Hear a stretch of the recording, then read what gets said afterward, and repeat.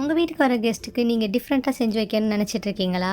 And உங்கள் வீட்டில் நிறைய கிட்ஸ் வராங்க. அவங்களுக்கு வந்து பிடிச்ச மாதிரி செஞ்சு கொடுக்கணும்னு நினச்சிருந்தீங்கன்னா, கண்டிப்பாக இந்த வீடியோ உங்களுக்கு தான். ஸோ வீடியோவை ஸ்கிப் பண்ணாமல் முழுசாக பாருங்கள். பொதுவாகவே கிட்ஸுக்கு பாஸ்தா, ஸ்பெகட்டி, பிஸா இந்த மாதிரி செஞ்சு கொடுத்தா ரொம்பவே பிடிக்கும்.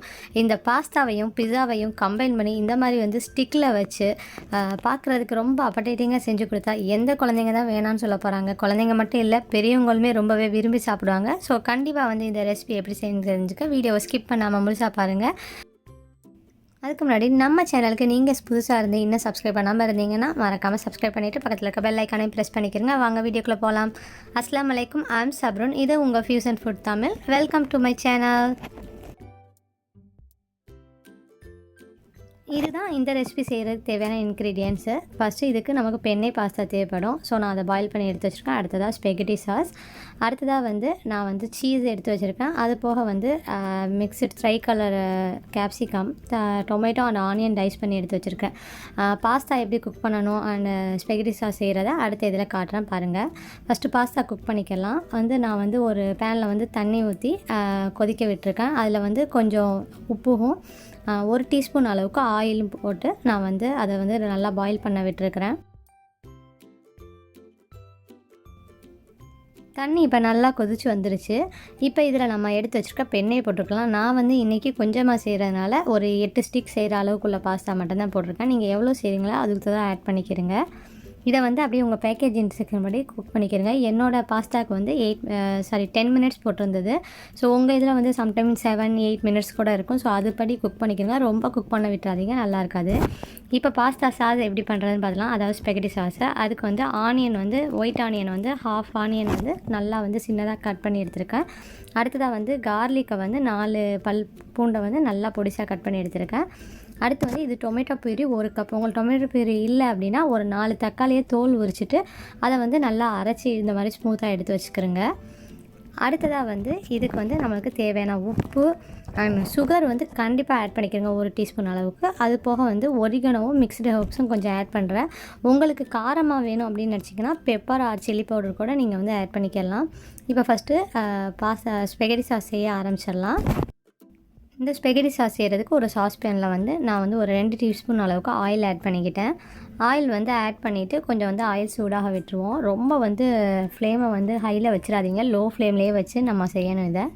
ஸோ ஃபஸ்ட்டு வந்து நான் வந்து நம்ம கட் பண்ணி வச்சுருக்கிற வெங்காயத்தையும் அடுத்ததாக வந்து கார்லிக்கை வந்து ஆட் பண்ணி மிக்ஸ் பண்ண போகிறேன். இந்த பாஸ்தா சாஸ் செய்யலை வந்து பெரும்பாலும் நீங்கள் வந்து இந்த மாதிரி ஒயிட் ஆனியன் யூஸ் பண்ணுங்கள்.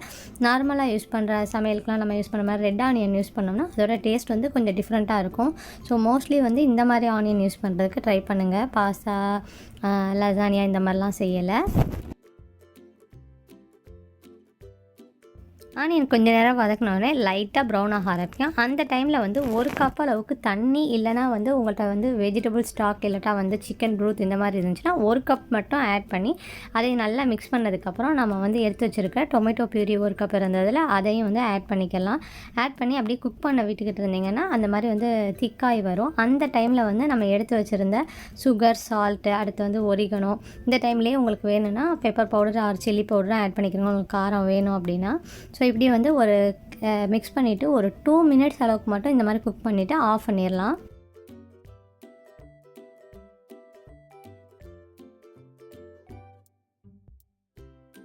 ஸ்பெகட்டி சாஸில் வந்து ஆனியன் கார்லிக்லாம் முழுசாக இருக்கிறதுனால நம்ம அப்படியே வந்து இது பண்ணால் நல்லா இருக்காது. அது ஸ்மூத்தாக இருந்தால் தான் நல்லாயிருக்கும். ஸோ நான் வந்து ஃபஸ்ட்டு என்ன பண்ணுறேன்னா இதை ஒரு பவுலுக்கு வந்து ட்ரான்ஸ்ஃபர் பண்ணிவிட்டு நான் வந்து ஹேண்ட் பிளெண்டரை வச்சு நல்லா பிளெண்ட் பண்ணி ஸ்மூத் ஆக்கிற போகிறேன். உங்கள்கிட்ட ஹேண்ட் பிளெண்டர் இல்லைன்னா நல்லா ஆற விட்டுட்டு மிக்ஸி ஜாரில் போட்டு அரைச்சி எடுத்துக்கிறேங்க. இப்போ ஸ்பெகட்டி சாஸும் ரெடி ஆயிடுச்சு, பாஸ்தாவும் குக் ஆயிடுச்சு. ஸோ நம்ம இப்போ அடுத்த வேலை பண்ண ஆரம்பிச்சிடலாம். இப்போ நான் வந்து இந்த மாதிரி பேம்பு ஸ்டிக்கை எடுத்துக்கிட்டு அதில் நம்ம குக் பண்ணி வச்சுருக்க பெண்ணையை வந்து ஒரு 10 ஆர் 11 பீசஸ் வர மாதிரி உங்களுக்கு வந்து எப்படி வேணுமோ அந்த மாதிரி வச்சுக்கிறேங்க. நான் வந்து 10 ஆர் 11 பீசஸ் தான் வைக்கிறேன்.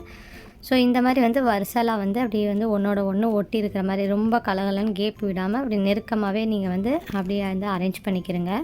இதே மாதிரி வந்து பேலன்ஸ் இருக்கிற பாஸ்தாவையும் எல்லா ஸ்டிக்லேயும் வந்து அரேஞ்ச் பண்ணிக்கலாம்.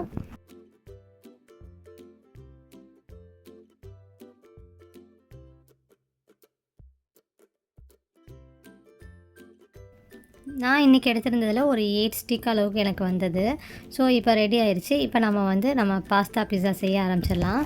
ஒரு பேன் எடுத்துக்கிட்டேன். கிரில் பேன் மாதிரி எடுத்துக்கிட்டிங்கனாலும் ஓகே. இதில் வந்து லைட்டாக வந்து நான் வந்து ஆயில் இல்லாட்டா கீ வச்சு க்ரீஸ் பண்ணிக்கிட்டேன். க்ரீஸ் பண்ணதுக்கப்புறம் நம்ம வந்து ஒரு ஸ்டிக்கை வந்து வச்சு அதுக்கு மேலே வந்து நம்ம எடுத்து வச்சுருக்க பாஸ்தா சாஸை வந்து ஃபஸ்ட்டு ஒன் சைடு வந்து இப்படி அப்ளை பண்ணிக்கலாம். அடுத்து ஒரு சைடை வந்து நல்லா நீங்கள் அப்ளை பண்ணதுக்கப்புறம் இதை அப்படியே திருப்பி விட்டு 2வது சைடும் நம்ம அப்ளை பண்ணணும்.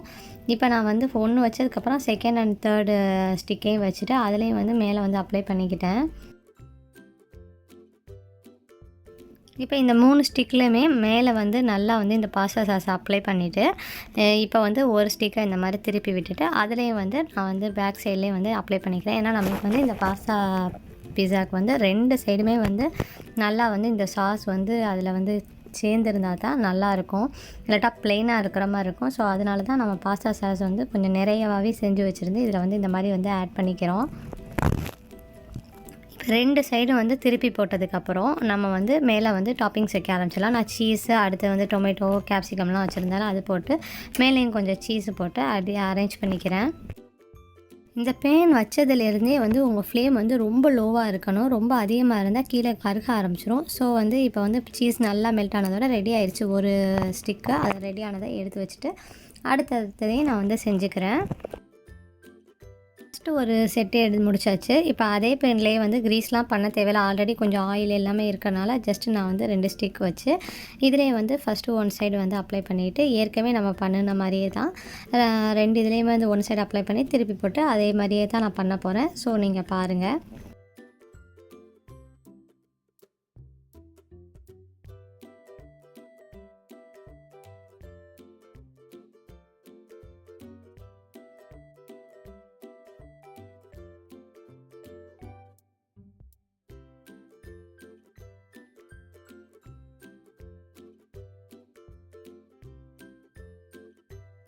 மேலே நம்ம டாப்பிங் வைக்கையில் இந்த மாதிரி பாஸ்தா சாஸ் வந்து வெளியே வந்திருக்கும். ஸோ நீங்கள் அதை பற்றி ஒரி பண்ண தேவையில்லை. இந்த மாதிரி லைட்டாக வந்து ஸ்பேட்ச்லாம் வச்சு அது கூடவே ஒட்டி விட்டிங்கன்னா அது அப்படியே வந்து அந்த சாஸும் அதோடையே கம்பைன் ஆயிரும். ஸோ பாருங்கள், நம்மளோட அடுத்த ஸ்டிக்ஸும் ரெடி ஆயிடுச்சு. ரொம்ப சூப்பராகவே ரெடி ஆயிடுச்சு. பார்க்குறதுக்கே அப்படைட்டிங்காக இருக்கிற இந்த பாஸ்தா பிஸா உங்களுக்கு கண்டிப்பாக பிடிச்சிருக்குங்கிறத நான் நம்புகிறேன். பிடிச்சிருந்துச்சின்னா மறக்காமல் வந்து இந்த ரெசிபி செஞ்சு பார்த்துட்டு எப்படி இருக்குன்னு கமெண்ட் பாக்ஸில் மறக்காமல் கமெண்ட் பண்ணுங்கள். இந்த ரெசிபி உங்களுக்கு பிடிச்சிருந்துச்சுன்னா ஃப்ரெண்ட்ஸ் அண்ட் ஃபேமிலி கூட ஷேர் பண்ணிவிட்டு மறக்காமல் அந்த லைக் பட்டனையும் ப்ரெஸ் பண்ணிடுங்க. நீங்கள் இன்னும் நம்மளை வந்து இன்ஸ்டா அண்ட் ஃபேஸ்புக்கில் ஃபாலோ பண்ணலைன்னா மறக்காமல் ஃபாலோ பண்ணுங்கள். தேங்க்யூ ஃபார் வாட்சிங். See you next time with another interesting video.